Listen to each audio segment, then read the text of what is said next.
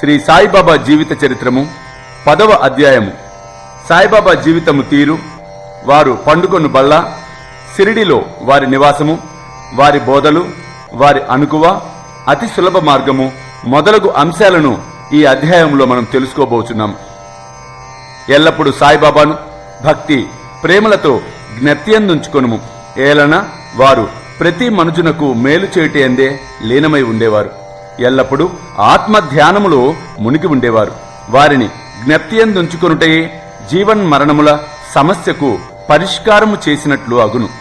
సాధనములన్నిటిలో ఇదియే గొప్పది, అతి సులభమైనది, వ్యయ ప్రయాసలు లేనిది. కొద్ది శ్రమ వలన గొప్ప ఫలితము పొందవచ్చును. అందువలన మన బుద్ధి సరిగా ఉన్నప్పుడే ప్రతి నిమిషము ఈ సాధనను అనుష్ఠించవలెను. ఇతర దైవతముల కొలువు భ్రమ. గురువొక్కడే దేవుడు. సద్గురువు చరణములను నమ్మి కొలిచినచో వారు మన అదృష్టమును బాగు చేయగలరు. మనము వారిని బాగుగా సేవించినచో సంసార బంధనముల నుండి తప్పించుకొనగలము. న్యాయశాస్త్రము, మీమాంస మొదలగునవి చదువనవసరము లేదు. కష్టములు, విచారములు అనే సముద్రములో వారిని మన జీవిత కర్ణదారిగా చేసుకొనచో మనము సులభముగా ఈ సాగరమును దాటగలము. సముద్రములు, నదులు దాటునప్పుడు మనము ఓడ నడిపేవానియందు నమ్మకముంచినట్లు సంసారమనే సాగరమును దాటుటకు సద్గురువునందు పూర్తి నమ్మకముంచవలెను. సద్గురువు భక్తుల యొక్క ఆంతరంగిక ప్రేమ భక్తులను గమనించి వారికి జ్ఞానమును, శాశ్వత ఆనందమును ప్రసాదించును. గత అధ్యాయములో బాబా యొక్క భిక్షాటనమును, భక్తుల అనుభవములు మొదలగునవి చెప్పితిని. ఈ అధ్యాయములో బాబా ఎక్కడుండెను, ఎలా ఉండెను, ఎట్లు పండుకొనుచుండెను, ఎట్లు బోధించుచుండెను మొదలగునవి చెప్పుదుము. బాబావారి విచిత్ర శయ్య. మొట్టమొదట బాబా ఎచ్చట పండుకొనుచుండెనో, ఎట్లు పండుకొనుచుండెనో చూచెదము. నానాసాహెబ్ డేంగలే బాబా నిద్రించుటకై ఒక కర్రబల్లను తెచ్చెను. దాని పొడవు 4 మూరలు, వెడల్పు 1 జానుడు మాత్రమే ఉండెను.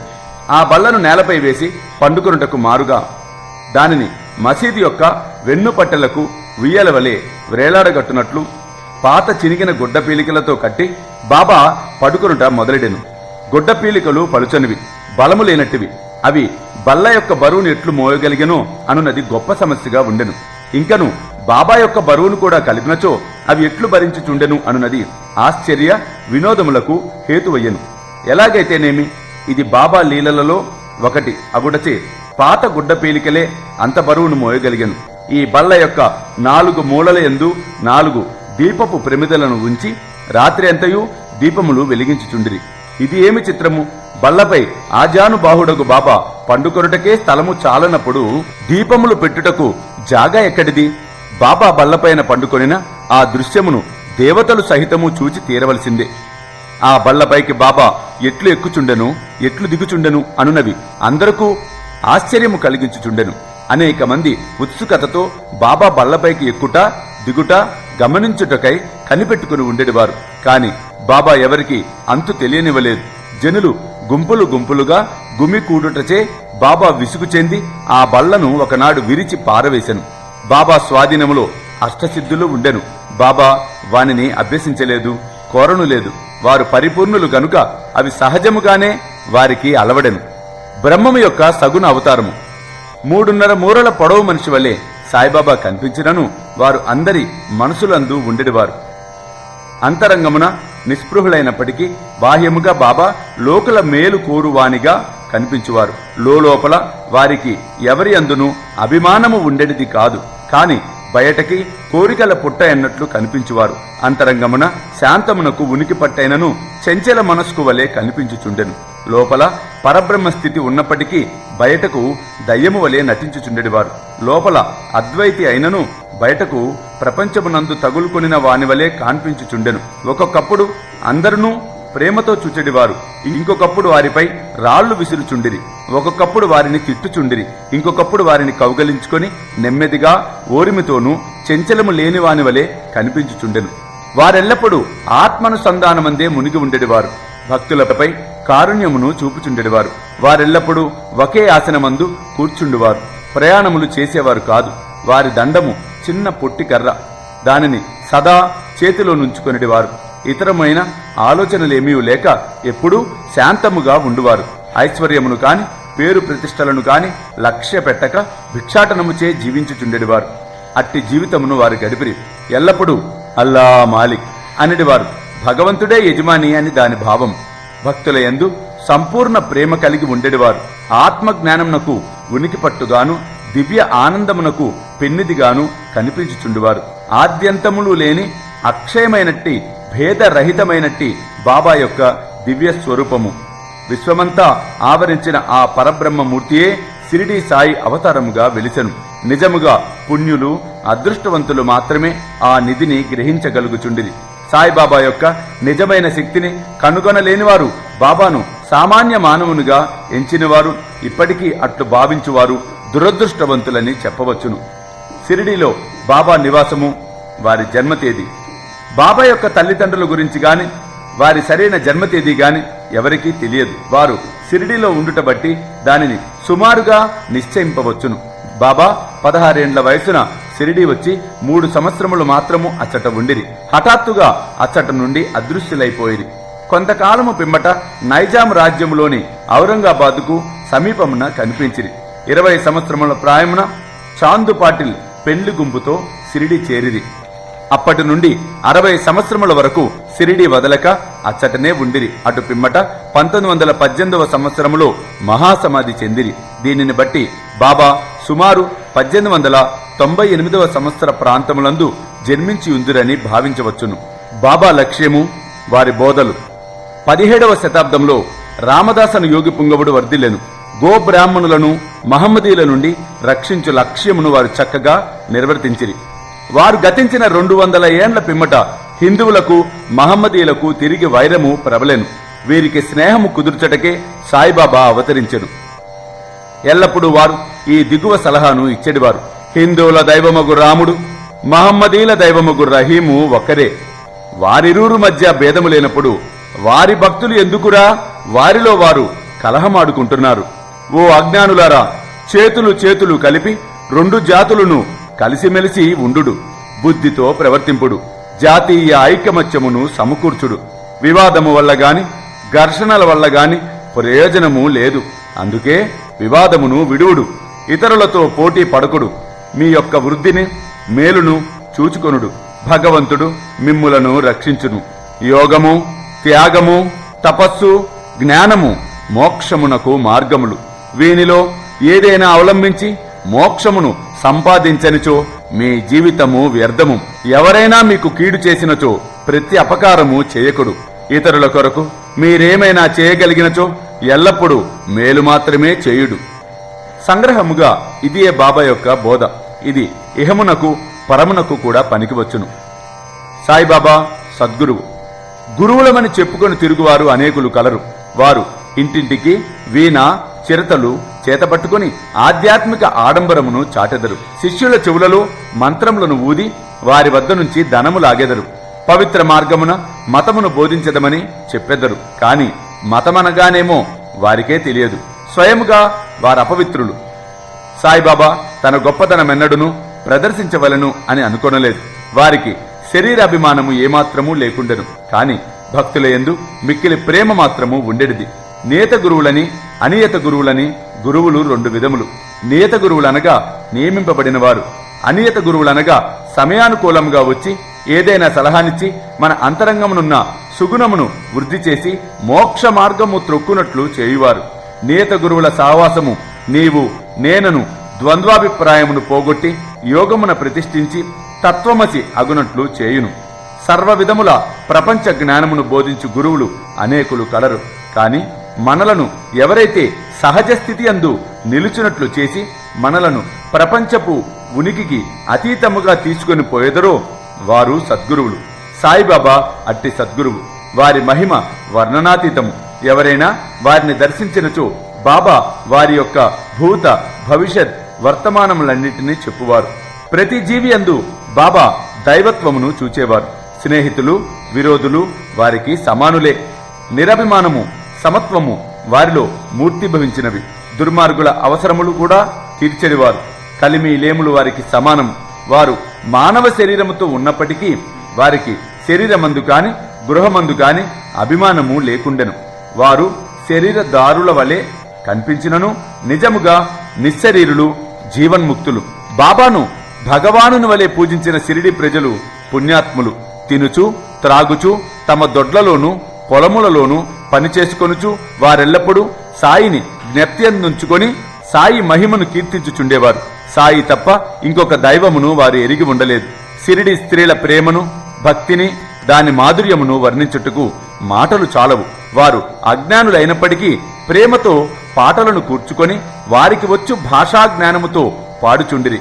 వారికి అక్షర జ్ఞానము శూన్యమైనప్పటికీ వారి పాటలలో నిజమైన కవిత్వము కనవచ్చును. యథార్థమైన కవిత్వము తెలివి వలన రాదు, కాని అది అసలైన ప్రేమ వలన వెలువడును. సిసలైన కవిత్వము స్వచ్ఛమైన ప్రేమచే వెలువడును. బుద్ధిమంతులది గ్రహించగలరు. ఈ పల్లెపాటలన్నీ సేకరింపదగినవి. ఏ భక్తుడైనా వీనిని శ్రీ సాయి లీల సంచికలో ప్రకటించినా బాగుండును. బాబావారి అనుకువ భగవంతునికి 6 లక్షణములు కలవు. 1 కీర్తి, 2వది ధనము, 3వది అభిమానము లేకుండుట, 4వది జ్ఞానము, 5వది మహిమ, 6వది ఔదార్యము. బాబాలో ఈ గుణములన్నీ ఉండెను. భక్తుల కొరకు శరీర రూపముగా అవతారమెత్తెను. వారి దయాదాక్షిణ్యములు వింతైనవి. వారు భక్తులను తన వద్దకు లాగుకొనుచుండిరి. లేని ఎడల వారి సంగతి ఎవరికి తెలిసి ఉండును? భక్తుల కొరకు బాబా పలికిన పలుకులు సరస్వతీదేవి కూడా పలుకటకు భయపడును. ఇంకొకటి పొందుపరుచుచున్నాము. బాబా మిక్కిలి అనుకువతో ఇట్లు పలికెను. బానిసలలో బానిసలకు నేను మీకు రుణస్థుడనురా. మీ దర్శనముచే నేను తృప్తుడనైతిని. మీ పాదములు దర్శించుట నా భాగ్యము. మీ అశుద్ధములో నేనొక పురుగును, అట్లగుట వలన నేను ధన్యుడను. ఏమి వారి అనుకువ? దీనిని ప్రచురించి బాబాను కించపరిచితిని అని ఎవరైనా అనినచో బాబా వారిని క్షమార్పణ కోరెదను. తత్పరిహారార్థమై బాబా నామజపము చేసెదను. ఇంద్రియ విషయములను అనుభవించు వాని వలె బాబా పైకి కనిపించినను వాని యందు ఏమాత్రము అభిమానము, అభిరుచి ఉండేది కాదు. అనుభవించు స్పృహయే వారికి లేకుండెను. వారు భుజించుచున్నప్పటికీ దేని యందు వారికి రుచి ఉండేది కాదు. వారు చూచుచున్నట్లు కనిపించినను వారికి చూచు దాని యందు శ్రద్ధ లేకుండెను. కామమన్నచో వారు హనుమంతుని వలె అస్కలిత బ్రహ్మచారులు. వారికి దేని యందు మమకారము లేకుండెను. వారు శుద్ధ చైతన్య స్వరూపులు. కోరిక, కోపము మొదలగు భావములకు విశ్రాంతి స్థలము. వేయేలా వారు నిర్మములు, స్వతంత్రులు, పరిపూర్ణులు. దీనిని వివరించుటకు ఒక ఉదాహరణము. నానావళి. షిరిడీలో విచిత్ర పురుషుడు ఒకడు ఉండెను. అతని పేరు నానావళి. అతడు బాబా విషయములను, పనులను చక్కపెట్టుచుండువాడు.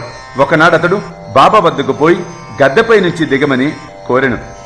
అతనికి దానిపై కూర్చుండ బుద్ధి పుట్టెను. వెంటనే బాబా లేచి గద్దెను ఖాళీ చేసెను. నానావళి దానిపై కొంతసేపు కూర్చుండి లేచి బాబాను తిరిగి కూర్చొనుమని అనెను. బాబా తన గద్దపై కూర్చొనెను. నానావళి బాబా పాదములకు సాష్టాంగ నమస్కారం చేసి వెళ్లిపోయాను. తన గద్దె మీద నుంచి దిగిపొమ్మనినను దానిపై ఇంకొకరు కూర్చొనినను బాబా ఎట్టి అసంతుష్టి వెలిపుచ్చలేదు. నానావళి ఎంత పుణ్యాత్ముడో భక్తుడో కాని బాబా మహాసమాధి చెందిన 13వ నాడు దేహత్యాగము చేసెను. అతి సులభ మార్గము యోగీశ్వరుల కథాశ్రవణము, వారి సాంగత్యము. సాయిబాబా సామాన్య మానవుని వలె నటించినప్పటికీ వారి చర్యలను బట్టి అసామాన్యమైన కౌశలము, బుద్ధియు కలవారని తెలియవచ్చును. వారు చేయునదంతయు తన భక్తుల మేలు కొరకే. వారు ఆసనములు గాని, యోగభ్యాసములు గాని, మంత్రోపదేశములు కాని తమ భక్తులకు ఉపదేశించలేదు. తెలివితేటలను ప్రక్కకు పెట్టి సాయి సాయి సాయి సాయి అను నామమును మాత్రము జ్ఞప్తియందు ఉంచుకొనమనిది. అట్లు చేసినచో మీ బంధముల నుండి విముక్తులై స్వాతంత్రము పొందెదరు అని చెప్పిరి. పంచాగ్నుల నడుమ కూర్చునుట, యాగములు చేయుట, మంత్ర జపము చేయుట, అష్టాంగ యోగము మొదలగునవి బ్రాహ్మణులకే వీలుపడును. అవి ఇతర వర్ణముల వారికి ఉపయుక్తములు కావు. ఆలోచించుటే మనసు యొక్క పని. అది ఆలోచించకుండా ఒక్క నిమిషమైనా ఉండలేదు. దానికేదైనా ఇంద్రియ విషయము జ్ఞప్తికి తెచ్చినచో దానినే చింతించుచుండును. గురువును జ్ఞప్తికి తెచ్చినచో గురువునే చింతించుచుండును. మీరు సాయిబాబా యొక్క గొప్పతనమును, వైభవమును శ్రద్ధగా వింటిరి. ఇదియే వారిని జ్ఞప్తియందుంచుకున్నటకు సహజమైన మార్గము. ఇదియే వారి పూజయు, కీర్తనయు. యోగీశ్వరుల కథలను వినుట పైన చెప్పిన ఇతర సాధనముల వలె కష్టమైనది కాదు. ఇది మిక్కిలి సులభ సాధ్యమైనది. వారి కథలు సంసారమునందు గల భయములన్నిటినీ పారద్రోలి పారమార్థిక మార్గమునకు తీసుకొని పోవును. కాబట్టి ఈ కథలను వినుడు, వానినే మననము చేయుడు, జీర్ణించుకొనుడు. ఇంత మాత్రము చేసినచో బ్రాహ్మణులే కాక స్త్రీలు, తక్కిన జాతుల వారు కూడా పవిత్రులగుదురు. ప్రాపంచిక బాధ్యతలందు తగులుకొని ఉన్నను మీ మనసును సాయిబాబాకు అర్పింపుడు. వారి కథలను వినుడు, వారు తప్పక నిన్ను ఆశీర్వదించగలరు. ఇది మిక్కిలి సులభమైన మార్గము. అయితే అందరూ దీనిని ఎందుకు అవలంబించరు అని అడగవచ్చు. కారణమేమన భగవంతుని కృపా కటాక్షములు లేని ఎడల యోగుల చరిత్రలను వినుట మనస్సు అంగీకరించదు. భగవంతుని కృపచే సర్వము నిరాటంకము సులభము. యోగీశ్వరుల కథలు వినుట అనగా వారి సాంగత్యము చేయుటయే. యోగీశ్వరుల సాంగత్యముచే కలుగు ప్రాముఖ్యము చాలా గొప్పది. అది మన అహంకారమును శరీరాభిమానమును నశింపచేయును. చావు పుట్టుకలనే బంధముల నుండి కూడా నశింపచేయును. హృదయ గ్రంథులను తెగగొట్టును. తుదకు శుద్ధ చైతన్య స్వరూపుడగు భగవంతుని సాన్నిధ్యమునకు తీసుకొని పోవును. విషయ వ్యామోహముల యందలి మన అభిమానమును తగ్గించి ప్రాపంచిక కష్ట సుఖములందు విరక్తి కలుగజేసి పారమార్థిక మార్గమున నడుపును. మీకు భగవన్నామ స్మరణము, పూజ, భక్తి వంటి ఇతర సాధనములు లేని ఎడల యోగీశ్వరుల ఆశ్రయమునే మనఃపూర్తిగా పొందినచో వారు మిమ్ము భవసాగరమును తరించునట్లు చేయుదురు. అందుకొరకే యోగీశ్వరులు వారంతట వారు భూమిపై అవతరించెదరు. ప్రాపంచక పాపములను తొలగజేయునట్టి గంగా, గోదావరి, కృష్ణ, కావేరి మున్నగు పవిత్ర నదులు కూడా యోగులు వచ్చి తమ నీటిలో స్నానం చేసి తమను పావనము చేయవలెను అని వాంఛించుచుండును.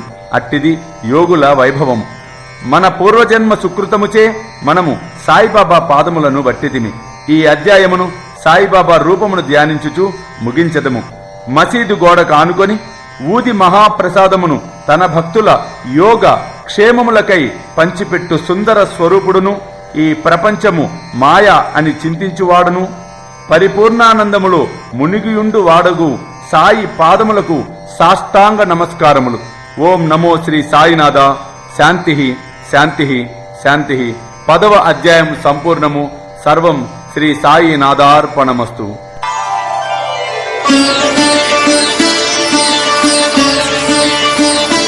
వేలాది మంది సాయి భక్తులు ఎదురు చూస్తూ ఉన్న ఘడియలు మరలా రాబోతూ ఉన్నాయి. స్వామీజీతో షిరిడి యాత్ర సెప్టెంబర్ 5 గురువారం నాడు బయలుదేరతాం. సెప్టెంబర్ 6, 7, 8 షిరిడిలో వేలాది మంది సాయి భక్తులతో ఈసారి ప్రపంచవ్యాప్తంగా ఉన్న సాయి భక్తులందరినీ కూడా మేము ఇన్వైట్ చేస్తున్నాం ఈ గొప్ప కార్యక్రమానికి.